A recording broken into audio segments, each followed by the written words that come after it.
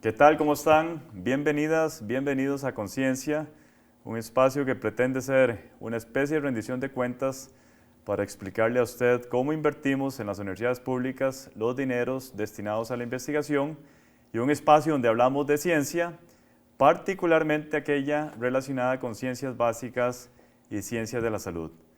El día de hoy nos acompaña la máster Andrea Chávez Ramírez. Andrea es profesora e investigadora de la Escuela de Biología y también apoya una nueva maestría que se llama Medicina de la Conservación en la Universidad Nacional. Bienvenida, Andrea, y muchas gracias por su disponibilidad. Muchas gracias. Y a propósito de esta maestría, ¿qué es esto de Medicina de la Conservación? Bueno, Medicina de la Conservación es una disciplina nueva que inició viendo la necesidad de unir esfuerzos para entender la presencia de enfermedades infecciosas a nivel mundial que ha ido creciendo y que nos hemos dado cuenta cómo ya no se puede pensar en luchar o contrarrestar estas enfermedades infecciosas únicamente con una área de investigación, sino que se tienen que unir muchas disciplinas para realmente entender qué es lo que está pasando con las enfermedades infecciosas y entonces unir esfuerzos tanto en aspectos ecológicos como en aspectos de salud pública y como aspectos veterinarios para entender qué realmente está pasando con estas enfermedades. Un verdadero esfuerzo multidisciplinario. Sí, es un esfuerzo. Un claro ejemplo de sí, lo que es multidisciplinaridad. Sí, no puede pasar si no existe. ¿Qué áreas, Andrea? Menciónenos algunas. Dentro de las áreas que trabajamos en Medicina de la Conservación está desde el aspecto social. Es muy importante que se unan antropólogos, sociólogos para entender los aspectos humanos que están íntimamente relacionados con estas enfermedades. Después está la parte biológica, en donde se ve todo el aspecto ecológico de la enfermedad, de la gente, del hospedero. Y también está la parte veterinaria para entender aspectos de salud y de clínica que están obviamente íntimamente relacionados con la presencia de enfermedades en humanos y en animales.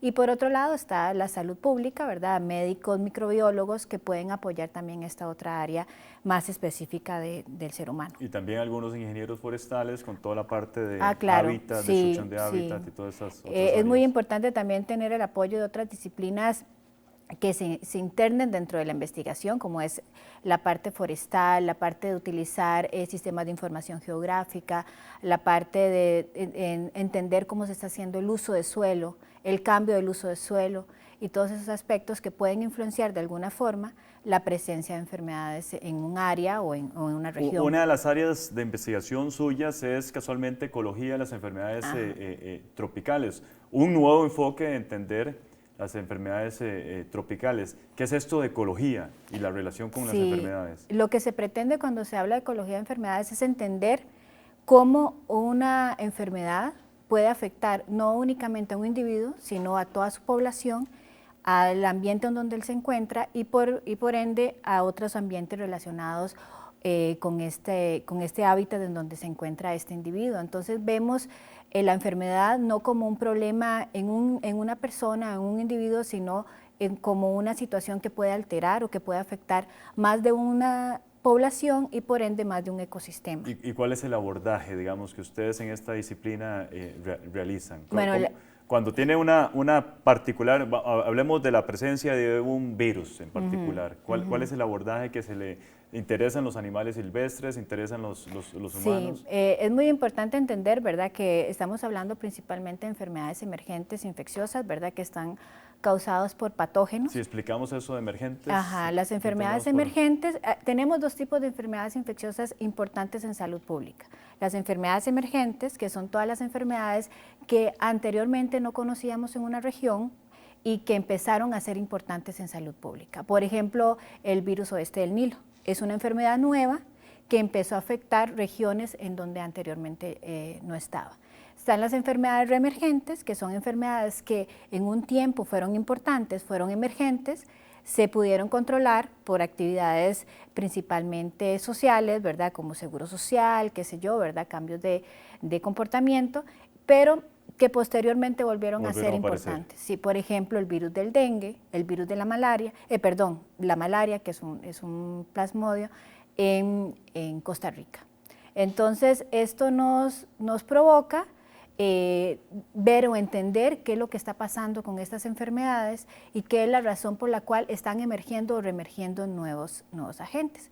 Entonces, en este caso particular, nosotros nos damos a la tarea de entender qué es lo que está sucediendo en la enfermedad, no solo en el ser humano, sino en otros componentes de este ciclo de la enfermedad. Entonces, ustedes les interesa no solo el animal silvestre, el humano, sino aquellos potenciales vectores que eventualmente están jugando un papel de transmitir esas enfermedades a poblaciones humanas. Sí, nosotros lo que hacemos es entender qué es lo que está pasando con cada componente. Entonces, por ejemplo, queremos reconocer estos animales silvestres que forman parte de estas enfermedades emergentes, que generalmente se sabe que de un 60% de las enfermedades emergentes en el mundo, el 60% están transmitidas por animales al hombre, o sea, son enfermedades zoonóticas, y de estas animales domésticos. Animales domésticos y silvestres. Y de estas 2/3 partes son animales silvestres los principales reservorios de estas enfermedades.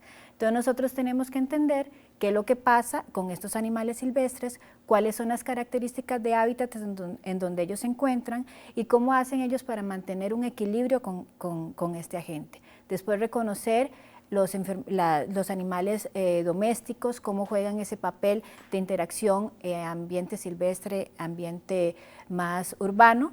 Después la presencia de vectores, como usted decía, que son los principales diseminadores de la enfermedad o que son los principales componentes del ciclo que permiten brincar el agente de un individuo a otro. Y por otro lado, reconocer cuáles son los aspectos ambientales o ecosistémicos que permiten tener un equilibrio con este agente y que no se provoque en un ambiente una emergencia como se está provocando con muchas de las enfermedades. Está demostrado que algunas de las enfermedades que ya usted mencionó y muchas otras que no hemos mencionado, que tenga un componente animal silvestre, animal doméstico, ser humano. Sí, por ejemplo, uno muy característico es el Nipah en Asia. El Nipah se sabía que estaba o se reconocía la presencia de la gente en animales silvestres, específicamente en el zorro volador, que es este murciélago grande que existe en esa región, y resulta que se creó o se ha comprobado que después de una emergencia que hubo en esta región debido a la presencia del Nipah en humanos, se dieron cuenta que lo que pasó fue que este murciélago comía las frutas en zonas en donde habían porquerizas. Los cerdos se vieron afectados por el agente, por la pulpa de la fruta que caía en el alimento del que ellos se alimentaban, y después de los cerdos muy fácilmente pasó al humano. Qué interesante. Tenemos que ir a una pausa, Andrea, y regresamos con todas y todos ustedes.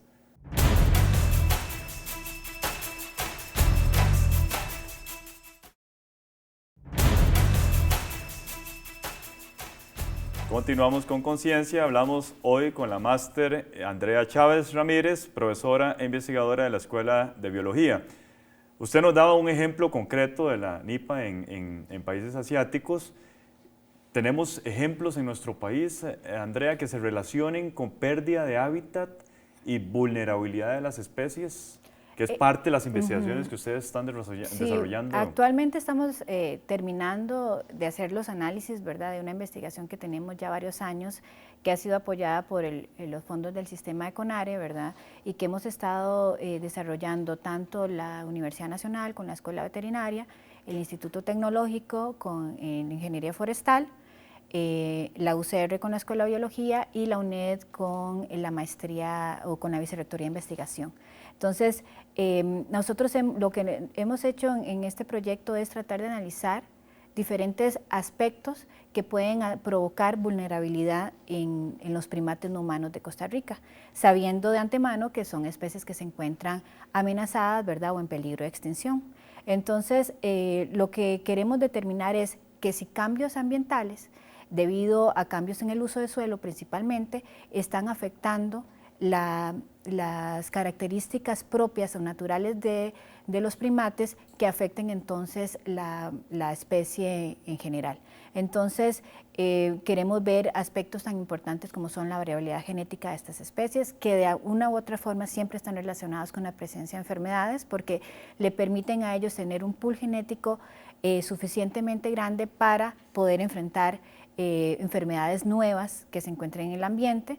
Después también vemos aspectos más relacionados a la salud de cada individuo para ver cómo encontramos estas poblaciones, y por otro lado vemos las características ambientales y de comportamiento de estas poblaciones en estos ambientes. Nosotros hasta la fecha... Prácticamente podemos decir que hay 4 componentes: el mono como tal, la salud humana, el ambiente y el patógeno. Ajá. Ese es un poco el enfoque. Sí, entonces nosotros lo que estamos ahora determinando es que si existen diferencias entre aquellos individuos que encontramos en ambientes naturales, sin mucha alteración humana, y en aquellos ambientes en donde vemos un contacto muy directo con el ser humano. Entonces, por ahora lo que podemos decir es que a grandes rasgos hemos visto individuos con unas cargas parasitarias mayores en ambientes en donde se encuentran muy cercanos al ser humano, alterados. También podemos ver... ¿Podrá ser eso producto de la cercanía con el ser humano? Puede ser muy probable por muchos factores. Uno puede ser una alta presencia de patógenos porque no existe barrera ya entre hábitats naturales y hábitats urbanos. Y por otro lado, esa necesidad del ser humano de tener posesión hacia el animal silvestre y poder tocarlo de forma más cercana. Entonces, cuando existe esa oportunidad, el ser humano siempre la aprovecha. Entonces, esto es lo que provoca estas alteraciones o estos problemas de salud en los primates específicamente. Nosotros hasta ahora también hemos encontrado, no podemos decir en ningún caso que hemos visto un individuo enfermo por esta razón, pero sí hemos encontrado patógenos que son característicos más del ser humano en los primates. Por ejemplo, el dengue. Casualmente le iba a preguntar sobre el dengue. ¿Qué significa que haya animales positivos para el dengue? Animales monos, ¿verdad? Sí. Nosotros sabemos que existen 2 ciclos en el virus del dengue, pero en ambientes neotropicales, como es en el caso de nuestro país, se conocía únicamente el ciclo urbano, que es en donde está el ser humano como el principal hospedero. En los países asiáticos y africanos se reconocía que existen 2 ciclos. Uno es el ciclo urbano, donde está el ser humano, y está el ciclo selvático, en donde el principal hospedero es el primate no humano. Se cree que en esos países hubo un brinco del ciclo selvático al ciclo urbano por la presencia de un vector que tuvo la capacidad de transmitir el agente al ser humano y que tenía mucho más preferencia por el ser humano que por el primate. Entonces, así parece que fue que se dio el ciclo urbano. Aquí en Costa Rica parece que se vino con todo lo que es migración, ¿verdad? O en la región no tropical. Y entonces aquí, nosotros en estas regiones no tropicales solo hablábamos del ciclo urbano. Ahora estamos reconociendo otro componente de este ciclo, que es el primate no humano o los animales silvestres. No podemos decir qué juega o qué papel juega. No necesariamente zonas urbanas. Usted lo ha encontrado en zonas urbanas y fuera de zonas urbanas. Sí, exacto. Parques nacionales, por Parques ejemplo. nacionales lo hemos encontrado. Nosotros no podemos decir que este individuo está enfermo o que es un componente importante dentro del ciclo. Pero sí se puede decir que el virus está presente en el individuo. Está presente en el individuo, no podemos decir... El mismo decir, tipo de virus que afecta al ser humano. Podemos decirlo a grandes rasgos. Todavía no puedo decir eso porque estamos en el proceso de la secuenciación y para determinar la filogenia de los agentes que hemos encontrado. Pero sí podemos decir que estamos encontrando los serotipos que se encuentran en los seres humanos. Pero no podemos decir que este agente o este virus se replica en el primate, por ejemplo. No podemos decir que el primate se enferma por la presencia del agente, pero sí podemos decir que en los ambientes en donde se encuentran los primates está el agente, porque lo encontramos en los individuos, ¿verdad? Podría ser potencialmente reservorio, nada Podría más. ser reservorio, podría ser hospedero. La diferencia únicamente es que el hospedero se enferma y el reservorio mantiene el agente, lo replica y lo puede transmitir, y nosotros en este momento no podemos decir nada sobre esos aspectos. Con respecto a la malaria, algo parecido. Algo similar también. ¿Se ha encontrado malaria en Sí, hemos encontrado individuos? plasmodios idénticos o similares a los que se encuentran en el ser humano. También. ¿Y los monos no se enferman de malaria? Sí, o no hay conocimiento? sí se conoce, existen de todos los plasmodios que existen, que son muchísimos, existen muchos que afectan al primate no humano y que no afectan al ser humano y que no tienen similitud, digamos, no pueden afectar al ser humano. Pero sin embargo, nosotros los plasmodios que decidimos buscar en los primates fueron aquellos que podían afectar al ser humano y hemos encontrado varios de estos en los primates. También en primates que están en áreas urbanas, sí, y áreas naturales. Y en regiones que no puedo adelantar mucho, pero sí hemos encontrado tipos de plasmodio en regiones en donde Costa Rica todavía no se dice que existe ese específico plasmodio en esa región, pero sí lo estamos encontrando en los primates. Entonces eso también es interesante. En términos de salud pública, quiero que discutamos un poquito el impacto de estos hallazgos de las investigaciones de ustedes.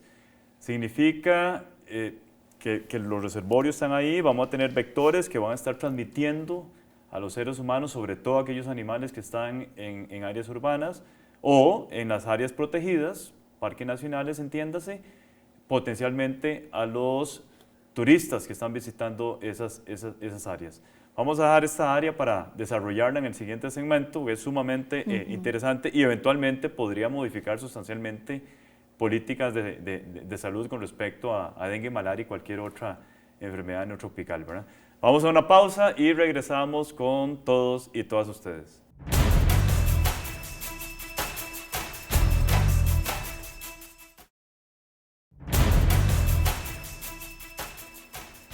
Continuamos con Conciencia. Estamos hablando con la profesora investigadora Andrea Chávez de la Escuela de Biología. Andrea, en el segmento anterior estábamos hablando casualmente del impacto de los hallazgos de ustedes en términos de salud pública. Significa que nosotros tenemos que hacer modificación, hablemos del dengue, concentremos en dengue.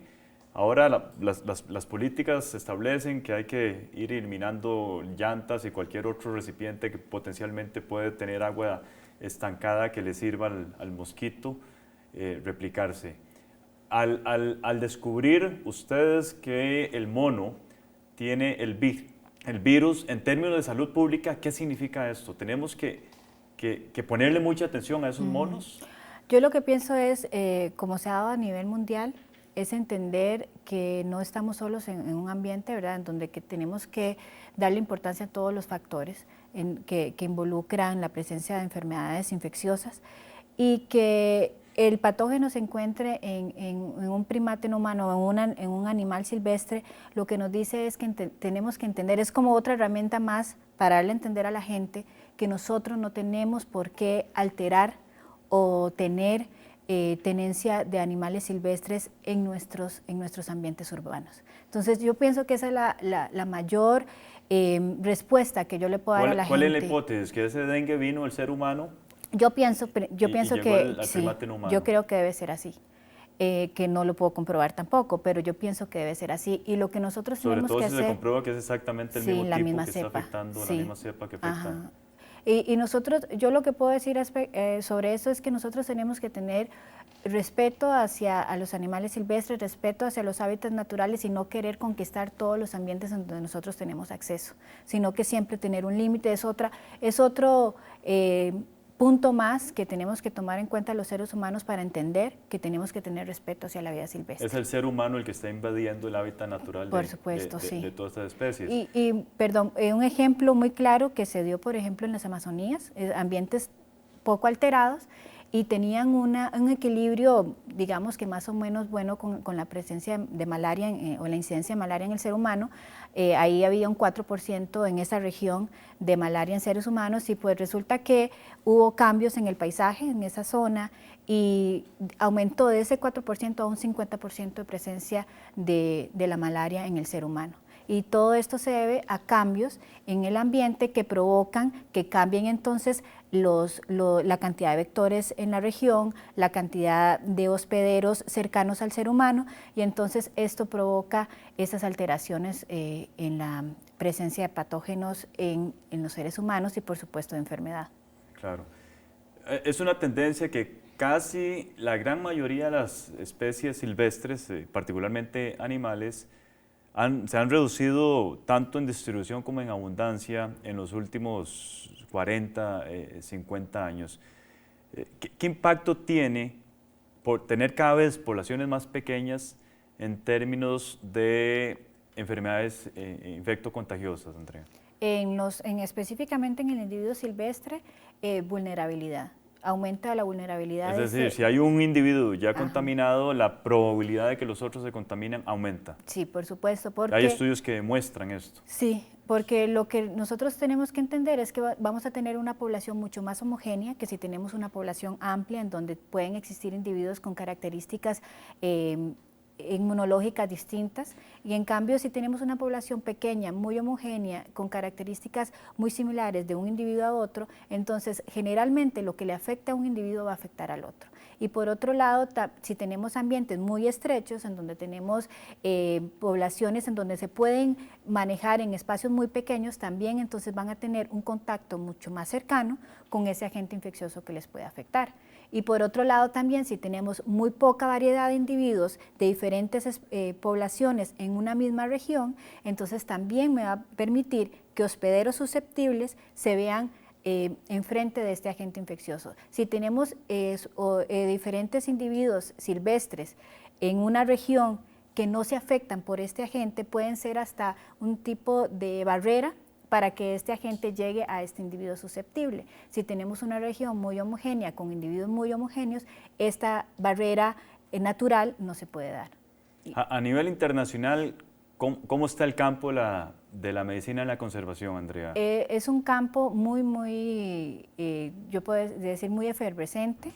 Actualmente existen trabajos muy importantes a nivel mundial. Por ejemplo, Estados Unidos financió un proyecto enorme a nivel mundial que se conoce como PREDICT, en donde ellos andan buscando todos estos posibles patógenos en animales silvestres para entender la ecología de estos patógenos y cómo pueden llegar a afectar al ser humano. Esto salió debido a la importancia que está teniendo ahora las enfermedades emergentes que vienen de animales silvestres. Nosotros hemos también tenido relaciones muy cercanas con otros investigadores internacionales, por ejemplo el doctor Alonso Aguirre, que es uno de los iniciadores de la medicina de la conservación, es uno de los... A nivel mundial. Y él es mexicano. Él es mexicano, pero tiene ya muchos años de residir en Estados Unidos. Él nos ha apoyado muchísimo en la maestría. Él es una de las personas que más busca incluir a los países neotropicales en esta nueva tendencia y entender la importancia de que nosotros investiguemos para nuestras propias enfermedades, no esperar que otras regiones del mundo investiguen porque pueden haber aspectos muy diferentes de región a región. Entonces, eso yo creo que es el papel más importante que ha hecho Alonso a nivel mundial, que es entender nosotros como regiones pequeñas que tenemos que buscar nuestras propias investigaciones. La posibilidad de cursos de capacitación para la comunidad, para otros profesionales de las áreas, ¿eso está contemplado? Sí, claro, nosotros más bien actualmente estamos desarrollando un curso que pronto va a salir a que todo el público pueda inscribirse, y estamos desarrollándolo con investigadores mexicanos que ya tenemos una relación amplia de trabajos en conjunto, en donde nosotros lo que queremos es enseñarle principalmente a todas las personas del área de las ciencias o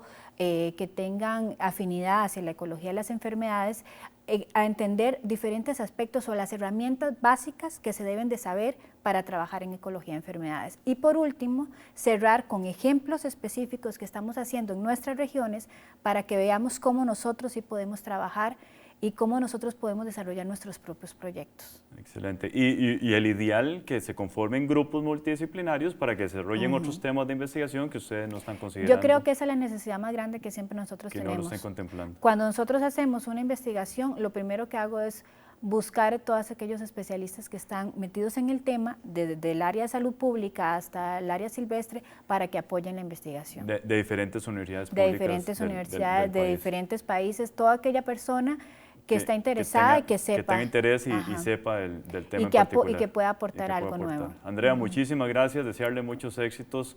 Entiendo que hay un proyecto también con murciélagos, lamentablemente no lo pudimos desarrollar. Y con roedores también. Y con roedores en otra oportunidad la invitamos de nuevo a que venga a Conciencia a compartir sus conocimientos. Muchísimas gracias a usted. Gracias a todas y todos ustedes. Me permito invitarlos e invitarlas a que continúen con la programación de Canal 15 de la Universidad de Costa Rica.